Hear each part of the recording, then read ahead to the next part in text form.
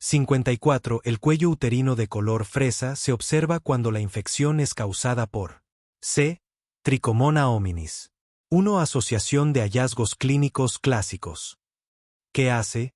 Relaciona un signo, síntoma o hallazgo patognomónico con su causa más frecuente. Ejemplos. Cuello uterino en fresa, trichomoniasis. Membrana faríngea grisácea, difteria. Manchas de Koplik, sarampión. Heces en agua de arroz, cólera. 2. Opciones que son correctas, pero no para el contexto. ¿Qué hace? Todas las opciones pueden causar una patología similar, por ejemplo, cervicitis, pero solo una es la responsable del hallazgo específico mencionado. Ejemplo, basado en la pregunta original. Tanto Neisseria gonorrhoeae como Chlamydia trachomatis causan cervicitis, pero no causan típicamente el cuello uterino en fresa. La cándida causa vulvovaginitis con flujo blanco grumáceo. La trichomoniasis es la única asociada clásicamente con el patrón punteado, petequial, que da el aspecto de fresa. 3. Agrupación de enfermedades o mecanismos similares. ¿Qué hace? Coloca en las opciones enfermedades que comparten una característica, vía de transmisión, sistema afectado, tipo de microorganismo, para que el estudiante debe identificar la diferencia sutil. Ejemplo. Pregunta sobre una enfermedad de transmisión sexual ulcerativa.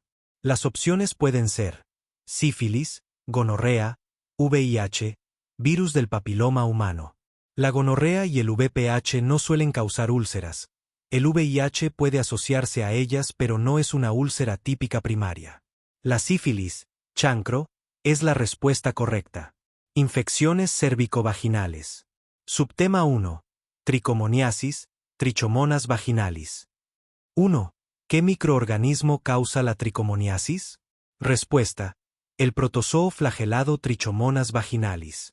2. Describa las características principales del flujo vaginal en la trichomoniasis.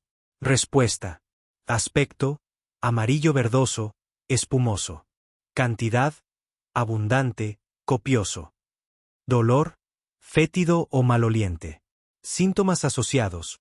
Prurito intenso, disuria, dolor durante las relaciones sexuales, dispareunia. 3. ¿Qué signo clínico característico se observa en el cuello uterino durante la trichomoniasis y cómo se denomina? Respuesta. Se observa un cuello uterino con un punteado hemorrágico, petequias, conocido como cuello uterino en fresa o cuello de fresa. 4.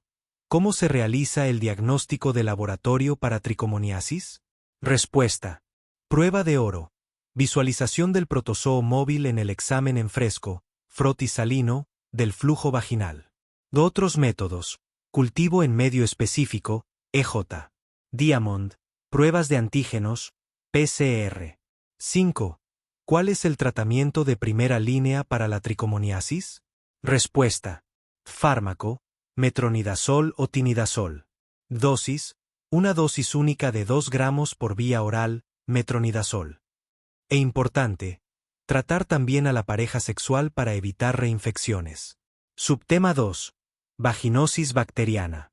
6. ¿La vaginosis bacteriana es causada por un solo patógeno? Explique. Respuesta. No. Es un desequilibrio de la flora vaginal, disbiosis, caracterizado por una disminución de los lactobacillus y un sobrecrecimiento de bacterias anaerobias como Gardnerella vaginalis, Prevotella, Mobiluncus, entre otras. 7. Mencione los 4 criterios de Amsel para el diagnóstico de la vaginosis bacteriana. Respuesta.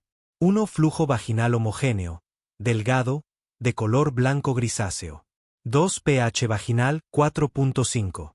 3. Olor a pescado, amineodor, positivo tras añadir KOH al 10%, test de WIF. 4. Presencia de células clave, clue cells, en el examen en fresco, células epiteliales cubiertas de bacterias. 8. ¿Cuál es el olor característico del flujo en la vaginosis bacteriana y con qué prueba se confirma? Respuesta. Dolor, olor a pescado, olor amínico. Prueba. Test de WIF positivo. Se añade KOH al 10% a una muestra de flujo y se libera ese olor. 9. ¿Qué son las células clave, clue cells, y qué indican? Respuesta.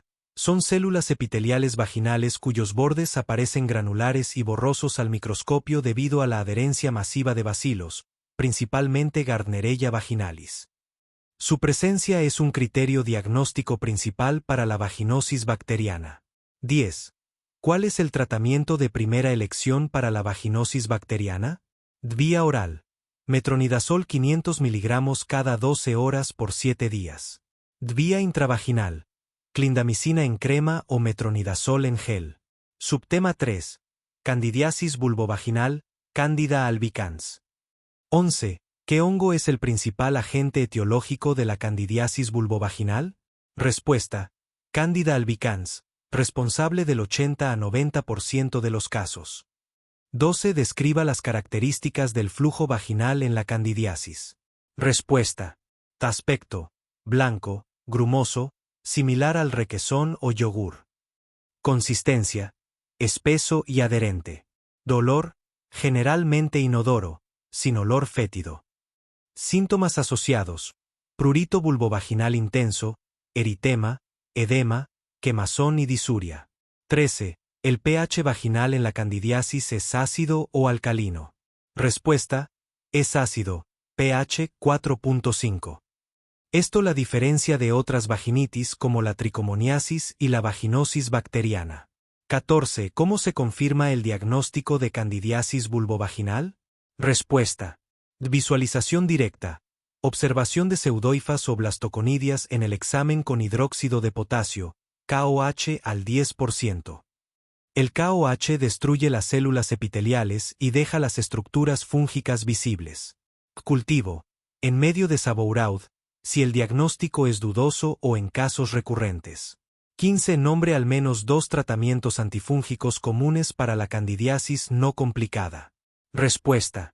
Azoles tópicos, clotrimazol, miconazol, cremas, óvulos. Azoles orales, una dosis única de fluconazol 150 mg por vía oral.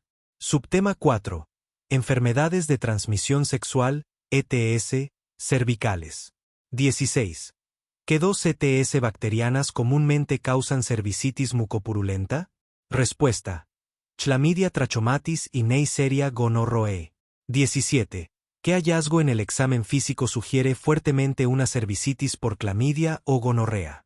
Respuesta. La presencia de secreción mucopurulenta endocervical, exudado amarillento en el orificio cervical, y edema o friabilidad del cérvix, sangrado fácil al contacto con el espéculo. 18. ¿La infección por clamidia trachomatis es frecuentemente asintomática? Respuesta. Sí. Aproximadamente 70 a 80% de las mujeres infectadas son asintomáticas, lo que facilita su transmisión y puede llevar a complicaciones como la enfermedad inflamatoria pélvica, EIP. 19. ¿Qué complicaciones graves pueden resultar de una cervicitis por clamidia o gonorrea no tratada? Enfermedad inflamatoria pélvica, EIP. Dolor pélvico crónico. Embarazo ectópico. E infertilidad tubárica. Transmisión al recién nacido, conjuntivitis, neumonía. 20. ¿Cuál es el tratamiento recomendado para una cervicitis por clamidia? Fármaco de elección, acitromicina, 1 gramo en dosis única oral, o doxiciclina, 100 mg cada 12 horas por 7 días. 21. ¿Y para una cervicitis por gonorrea? Tratamiento actual, ceftriaxona, 500 mg IM en dosis única, y tratamiento para clamidia de forma simultánea, EJ. Acitromicina, debido a la alta frecuencia de coinfección. 55. La hormona que se encuentra más elevada en la postmenopausia es A. FSH. Errores comunes en preguntas sobre menopausia y hormonas. 1. Confundir la relación entre las hormonas ováricas y las hipofisarias. Error. Pensar que si los estrógenos bajan, la FSH también baja. Realidad.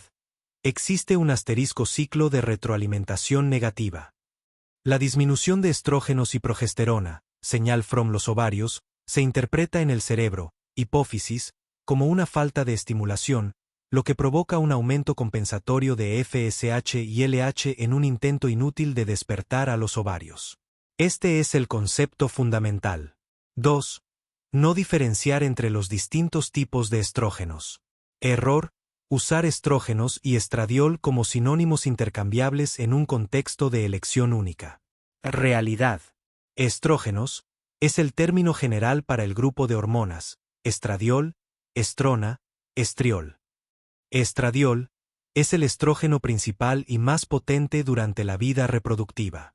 Es el que cae de forma más dramática en la menopausia. Estrona, en la posmenopausia, se convierte en el estrógeno predominante, pero en niveles mucho más bajos que el estradiol premenopáusico. Se produce principalmente en el tejido adiposo.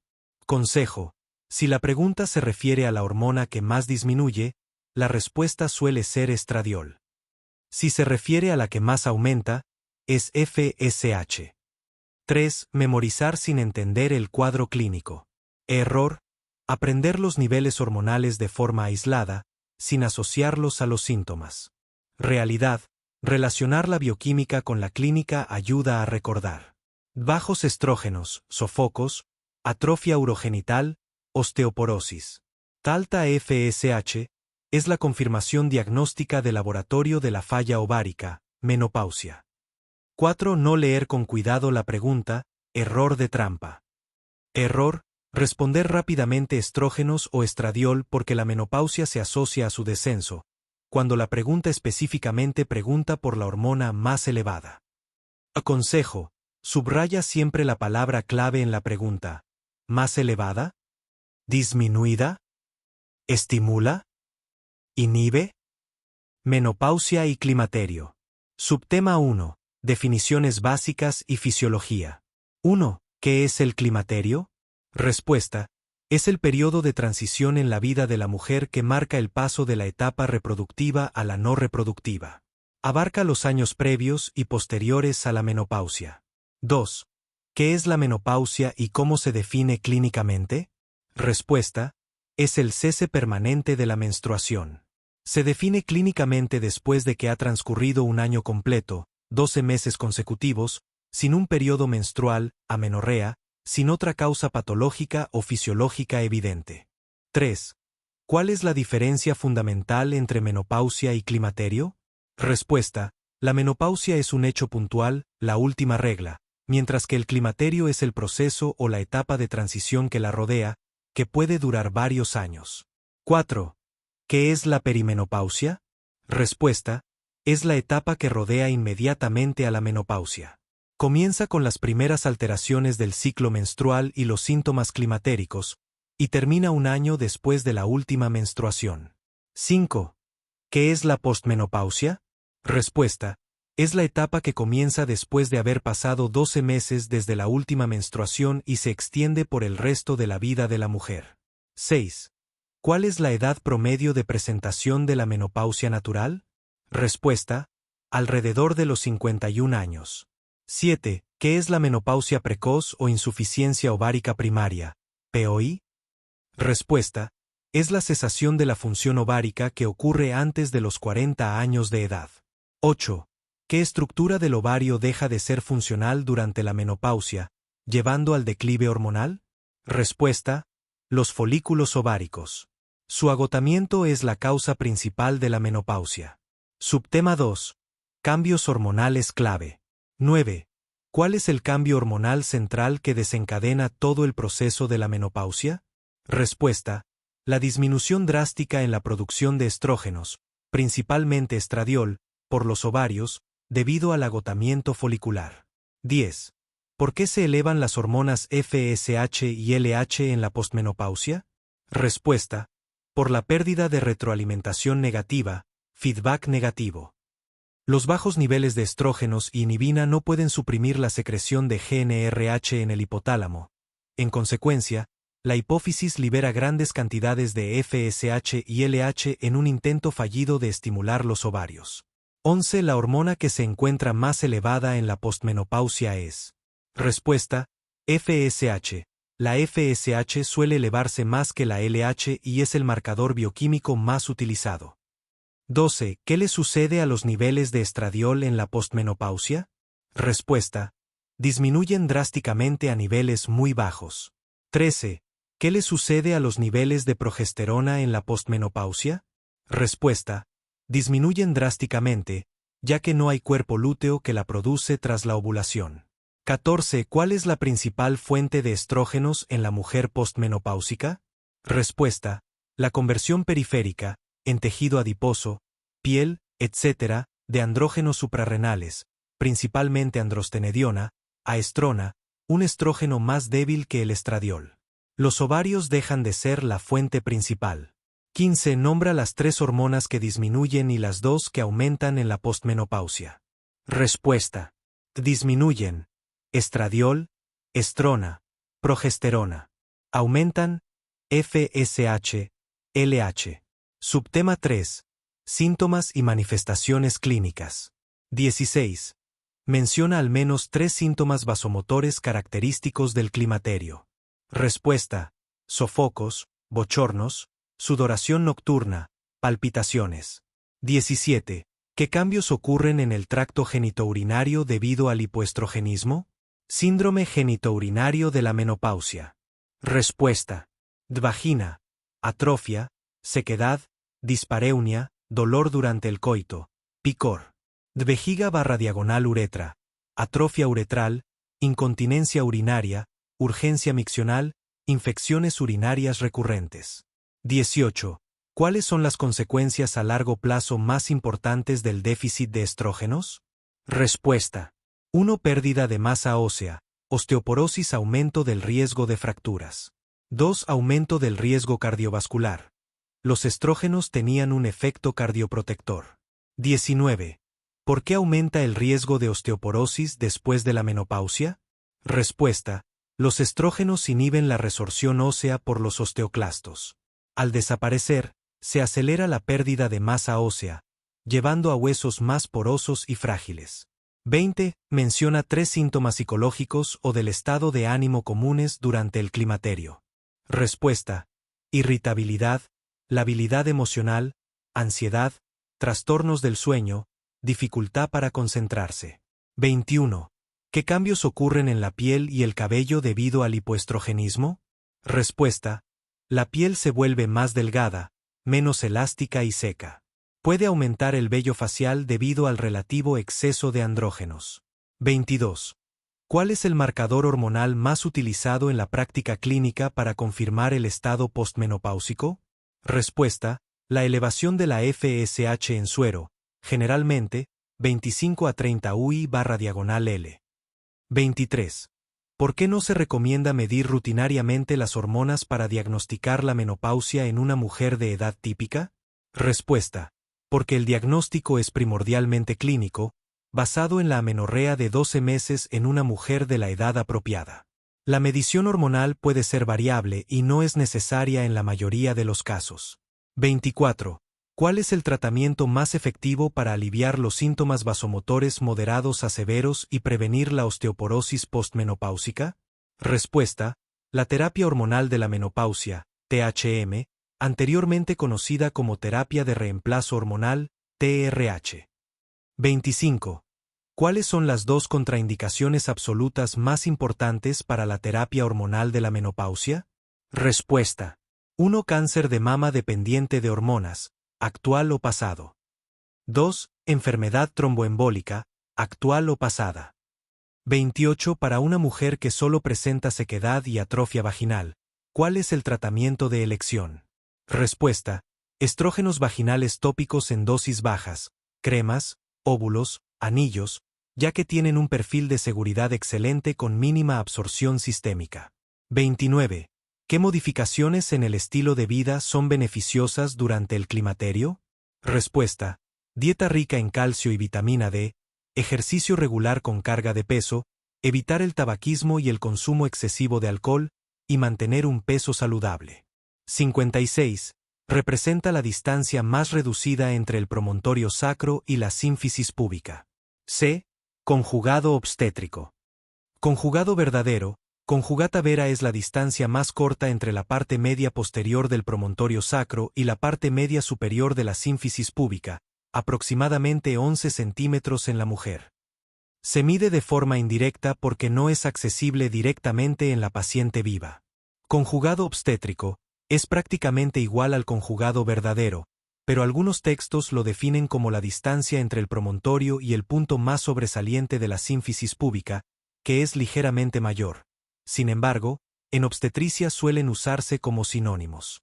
Conjugada diagonal, es la distancia entre el promontorio y el borde inferior de la sínfisis púbica, que se puede medir en un tacto vaginal, pero no es la más reducida. El diámetro transversal es el más ancho entre las dos líneas terminales, no es anteroposterior. La distancia más reducida entre promontorio y sínfisis púbica es el conjugado verdadero. Diámetros pélvicos obstétricos. Subtema 1. Conceptos generales y planos pélvicos. 1. ¿Qué se entiende por estrecho superior de la pelvis? Es el borde de entrada a la pelvis verdadera, delimitado por el promontorio del sacro, las líneas innominadas y el borde superior de la sínfisis púbica. Es crucial para determinar si la cabeza fetal puede engaginar. 2. Nombra los tres planos obstétricos principales de la pelvis. 1. Plano del estrecho superior. 2. Plano del estrecho medio. 3. Plano del estrecho inferior. 3. ¿Qué diámetro es generalmente el más corto en el estrecho superior, y por lo tanto, determina la posibilidad de parto vaginal? El diámetro anteroposterior, específicamente el conjugado obstétrico. 4. Menciona los 4 diámetros principales del estrecho superior de la pelvis. Conjugado verdadero, anatómico. Conjugado obstétrico. Conjugado diagonal, clínico. Diámetro transverso. Subtema 2.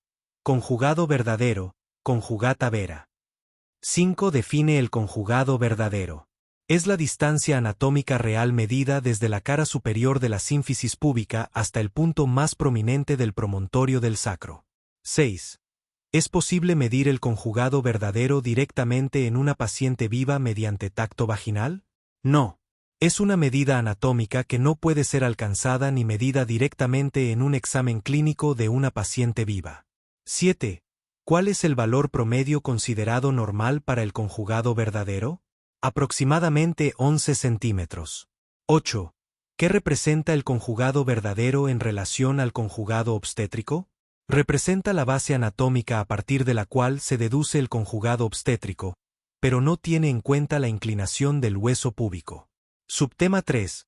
Conjugado obstétrico, conjugata obstétrica. 9. ¿Cuál es la definición precisa del conjugado obstétrico?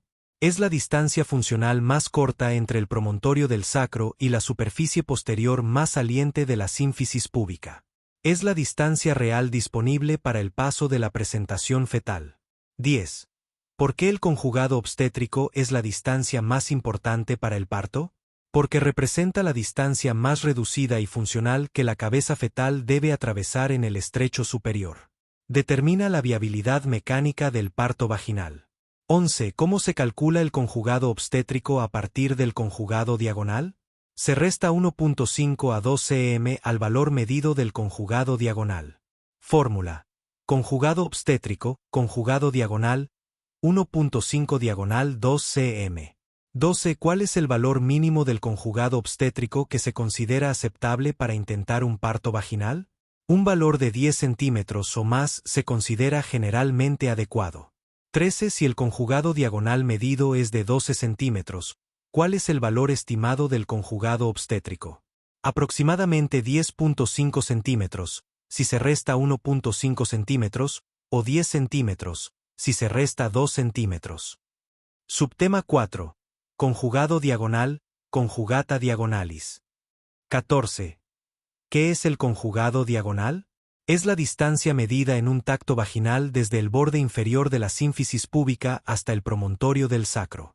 15. ¿Por qué el conjugado diagonal es de vital importancia clínica?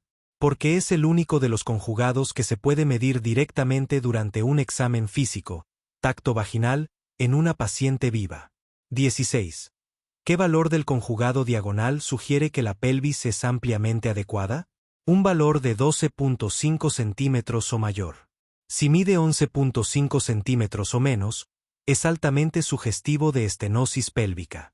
17. Al medir el conjugado diagonal, si el examinador no puede alcanzar el promontorio del sacro, ¿qué se puede inferir? Se puede inferir que el conjugado diagonal es suficientemente amplio, probablemente mayor a 12 centímetros, y no existe una estrechez pélvica significativa en ese diámetro. Subtema 5. Diámetro transverso y comparaciones. 18. Define el diámetro transverso del estrecho superior. Es la distancia entre los dos puntos más alejados de las líneas innominadas o arcos pélvicos. Es el diámetro más largo del estrecho superior. 19. ¿Cuál es el valor aproximado normal del diámetro transverso? Aproximadamente 13.5 centímetros. 20. Ordena de menor a mayor los siguientes diámetros: transverso, obstétrico, diagonal, verdadero. Obstétrico, 10 centímetros, verdadero, 11 centímetros, diagonal, 12 centímetros, transverso, 13.5 centímetros. 21. ¿Qué conjugado representa la distancia más reducida y funcionalmente crítica? El conjugado obstétrico. 22. ¿Qué conjugado se mide directamente en el tacto vaginal? El conjugado diagonal. 23. ¿Qué es la pelvimétrica interna y qué diámetro evalúa? Es la evaluación clínica de las dimensiones de la pelvis materna a través del tacto vaginal.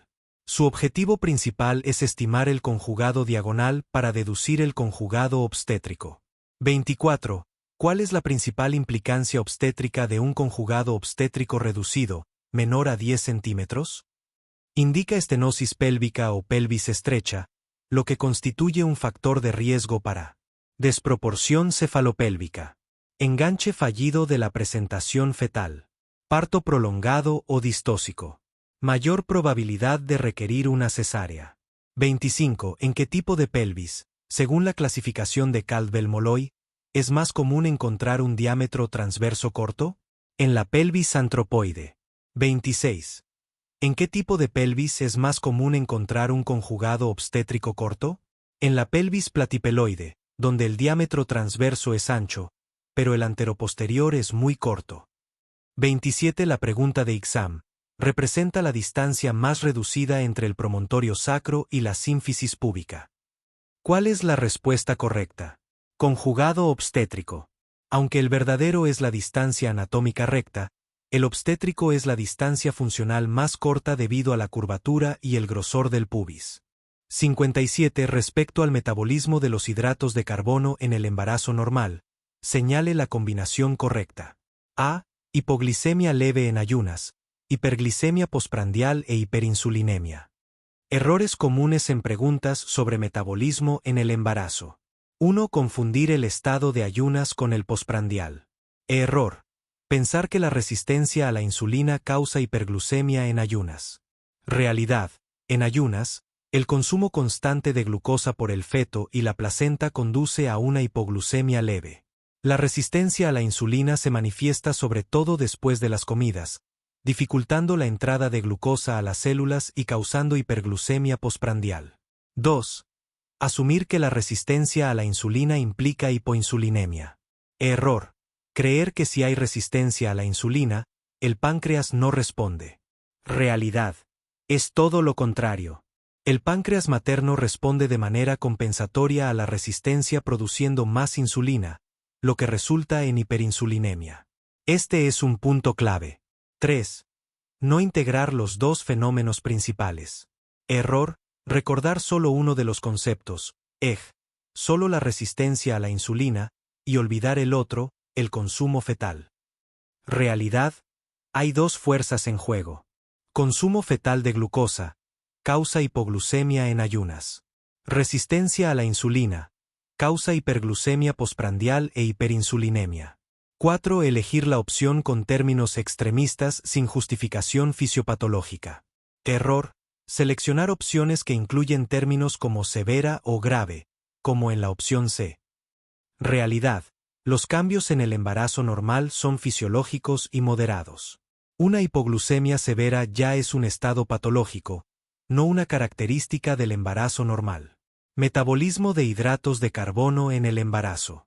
Cambios hormonales y mecanismos fisiológicos. 1. ¿Cuál es el principal mecanismo fisiopatológico del metabolismo glucídico en el embarazo? Resistencia periférica a la insulina mediada por hormonas placentarias con hiperinsulinismo compensador. 2. ¿Qué papel juega el lactógeno placentario en el metabolismo glucídico? Actúa como antagonista de la insulina, promoviendo lipólisis y aumentando ácidos grasos libres, lo que genera resistencia insulínica.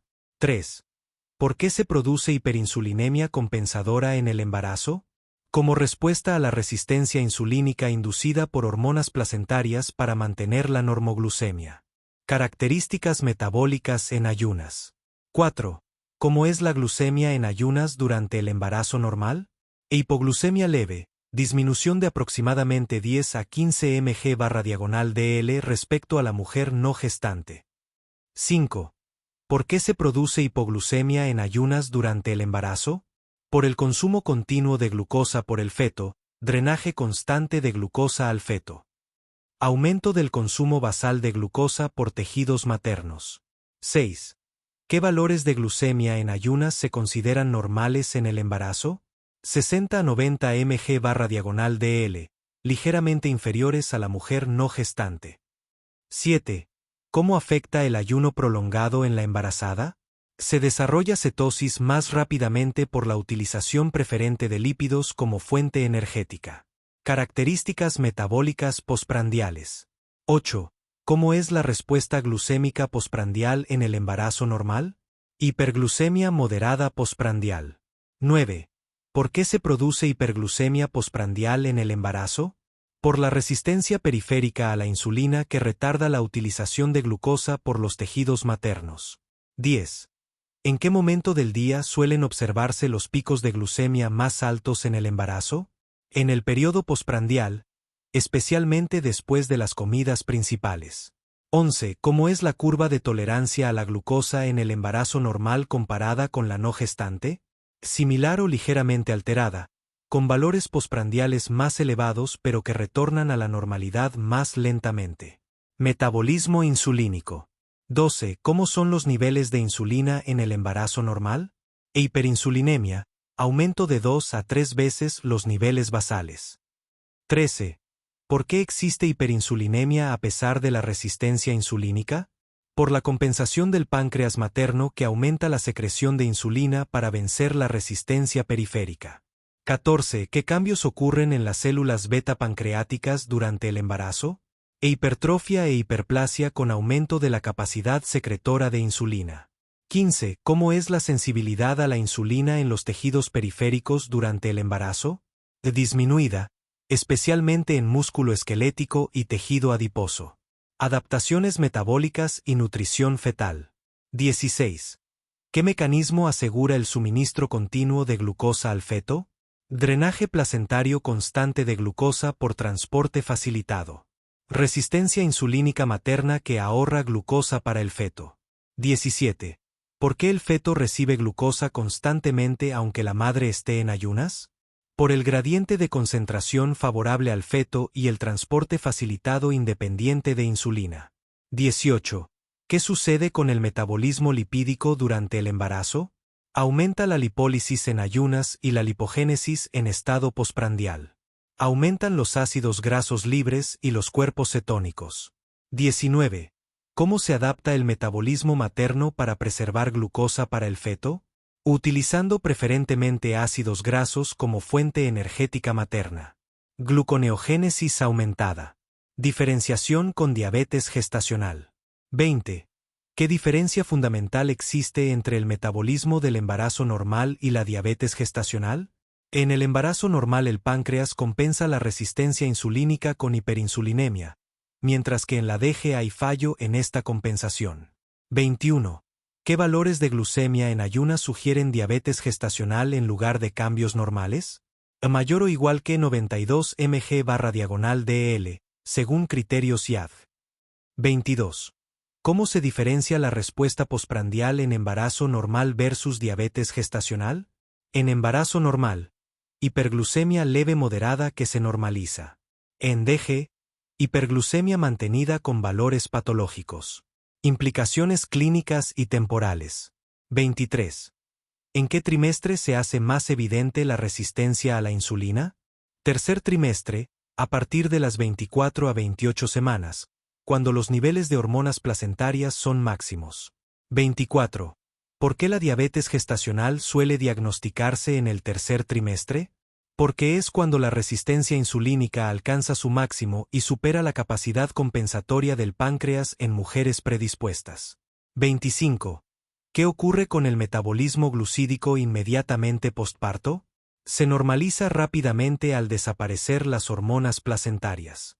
La resistencia insulínica desaparece en 24 a 48 horas. 26. ¿Qué combinación de hallazgos define el metabolismo normal de HC en el embarazo? Hipoglucemia leve en ayunas e hiperglucemia postprandial e hiperinsulinemia. 27. ¿Qué valores de glucemia en ayunas se consideran normales versus patológicos en el embarazo? Normales, 60 a 90 mg/dl. Patológicos, mayor o igual que 92 mg/dl, sugieren DG.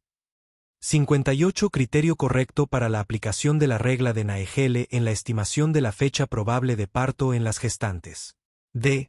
Sumarle 7 días al primer día de la fecha de la última menstruación y restarle 3 meses al mes en que se produjo la menstruación.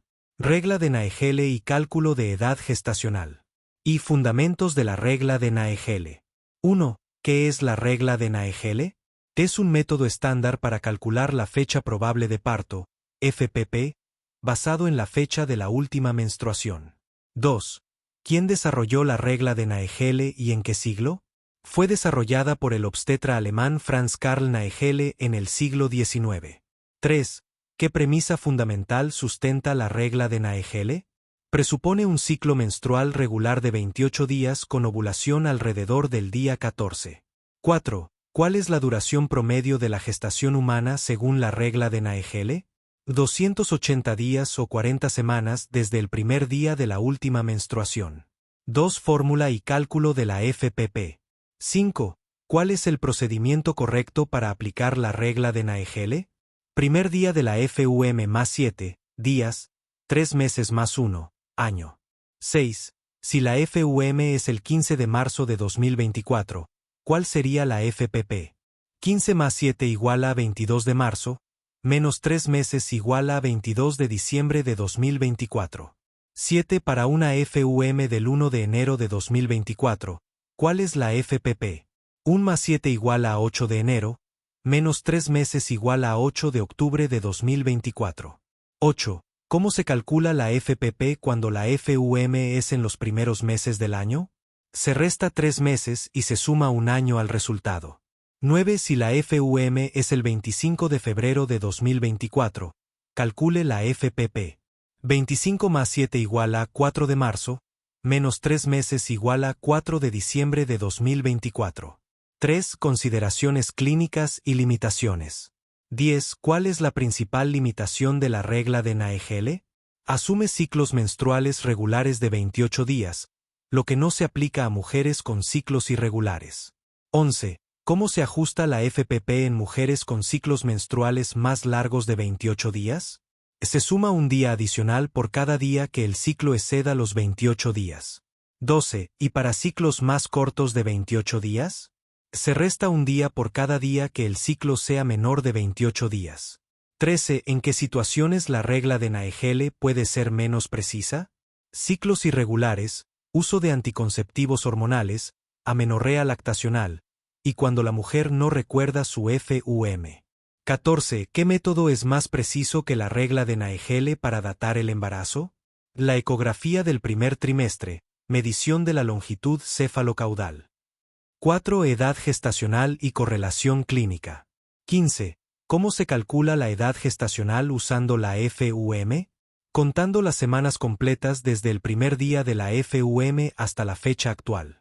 16. Si la FUM fue hace 10 semanas, ¿cuál es la edad gestacional? 10 semanas completas. 17. ¿En qué semana del embarazo se considera término? Entre las 37 semanas 0 días y 41 semanas 6 días. 18. ¿Qué se considera parto pretérmino? Antes de las 37 semanas completas de gestación. 19. ¿Y parto postérmino? A partir de las 42 semanas 0 días de gestación. V. Aplicación práctica y escenarios clínicos. 20. Una paciente tiene FUM el 10 de mayo de 2024. Ciclo regular de 28 días. Calcule FPP. 10 más 7 igual a 17 de mayo, menos 3 meses igual a 17 de febrero de 2025. 21. Misma paciente, pero con ciclo de 35 días. ¿Cómo ajusta el cálculo? 17 de febrero más 7 días, diferencia de ciclo, igual a 24 de febrero de 2025. 22. ¿Por qué es importante confirmar la FPP con ecografía del primer trimestre? Porque corrige posibles errores en la FUM y es más precisa para datar el embarazo. 23. Una paciente no recuerda su FUM pero la ego muestra 8 semanas. ¿Cómo proceder?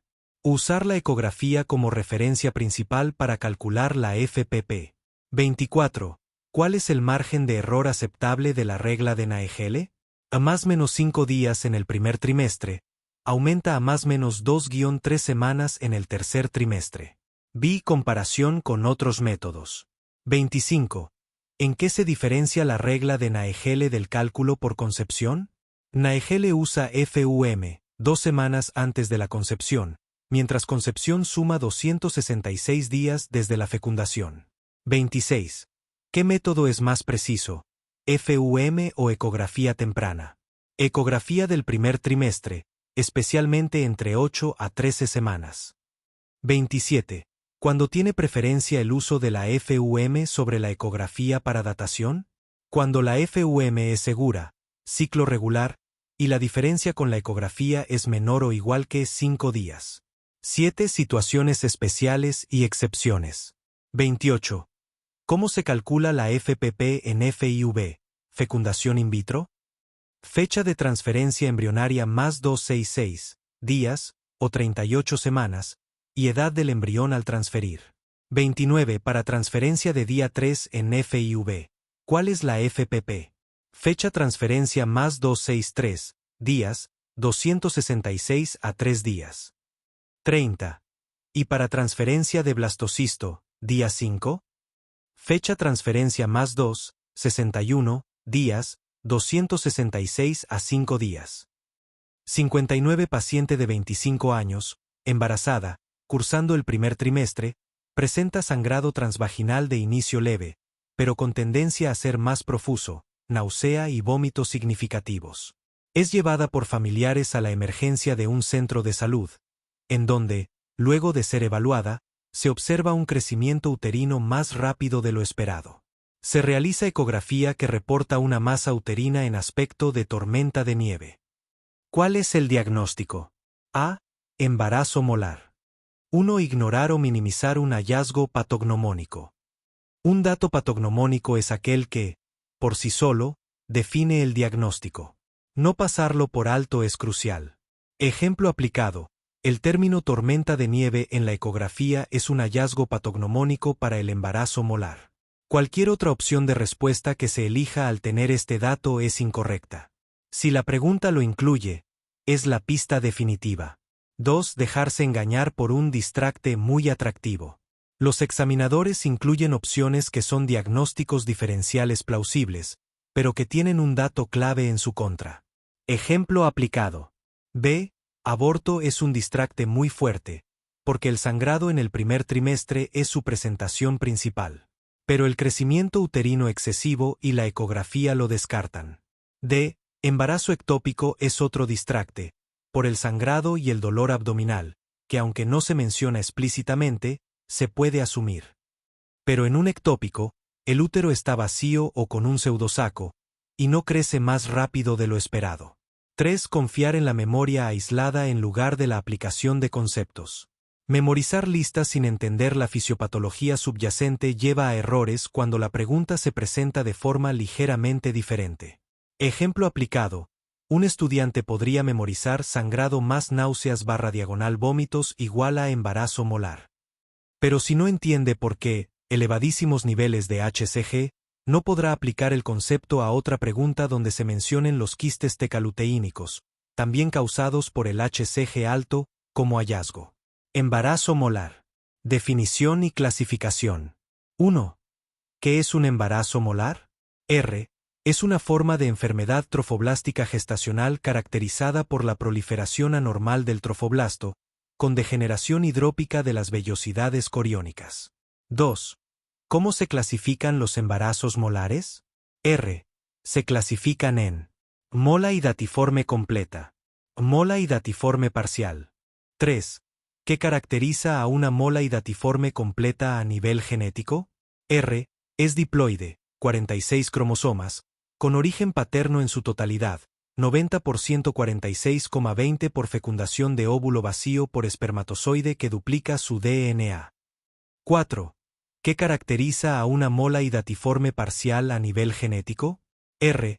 Es triploide, 69 cromosomas, resultado de la fecundación de un óvulo por 2 espermatozoides, dispermia, 69,XXY o 69, besos. 5. ¿Cuál es la incidencia aproximada de embarazo molar? R. Aproximadamente 1 por cada 1000 a 2000 embarazos en Estados Unidos, mayor incidencia en Asia y América Latina. Características clínicas. 6.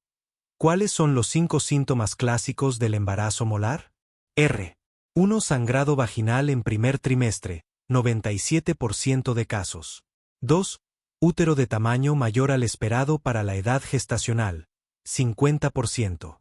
3. Náuseas y vómitos excesivos, hiperémesis gravídica.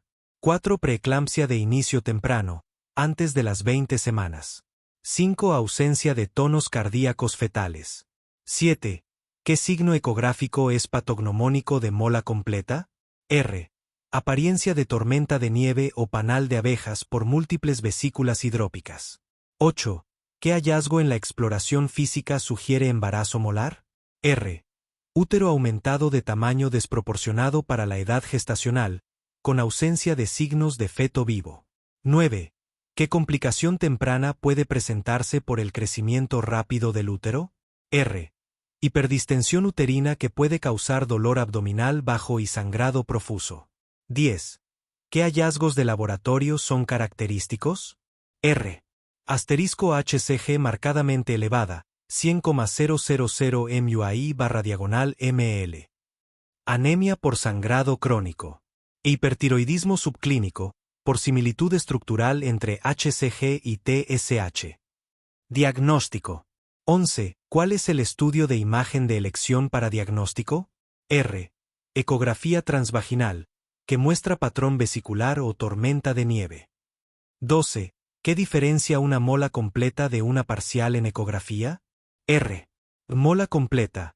Apariencia en tormenta de nieve sin embrión/diagonal feto. Mola parcial. Puede haber tejido fetal, pero con anomalías.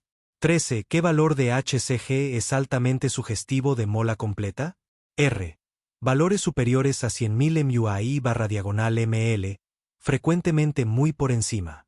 14. ¿Cómo se confirma el diagnóstico histológicamente? R.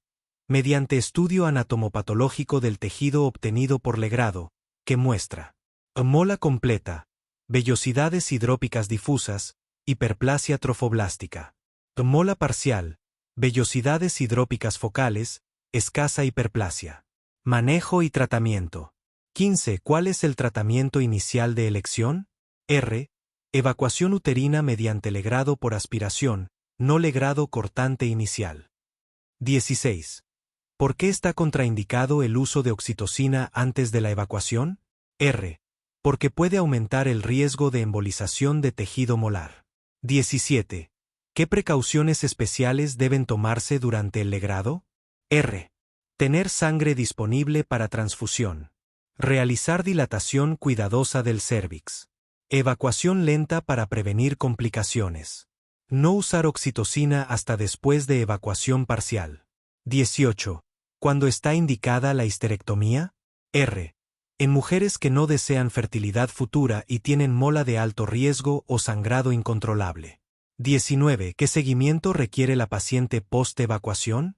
R. Monitorización semanal de HCG hasta normalización, 3 valores consecutivos negativos, luego mensual por 6 a 12 meses. Complicaciones y seguimiento. 20. ¿Cuáles son las principales complicaciones del embarazo molar? R. Enfermedad trofoblástica persistente, 15 a 20% de molas completas. Ecoriocarcinoma, 2 a 3% de molas completas. Mola invasora. Metástasis, pulmón, vagina, cerebro, hígado. Síndrome de dificultad respiratoria post-evacuación. 21. ¿Cuánto tiempo debe esperarse para un nuevo embarazo? 6 a 12 meses después de la normalización de HCG, con monitorización estrecha del nuevo embarazo. 22. ¿Qué método anticonceptivo se recomienda durante el seguimiento? Anticonceptivos hormonales combinados o solo progestágenos, iniciados después de la normalización de HCG. 60 paciente de 21 años, primigesta, 40 semanas en labor de parto, sin complicaciones materna ni fetales, es ingresada en sala de preparto.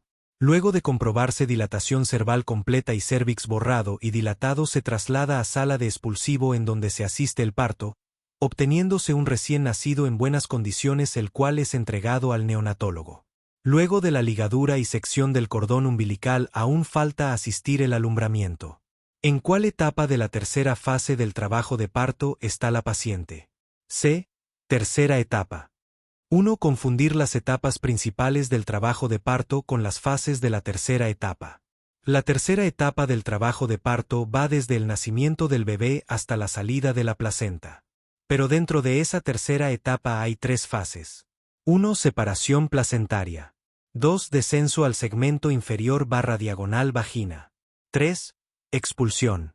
Si el alumno solo memorizó primera igual a dilatación, segunda igual a expulsivo, tercera igual a alumbramiento, puede marcar tercera etapa pensando en la etapa general, pero la pregunta ya aclara que es la tercera fase del trabajo de parto y pide la fase interna de esta.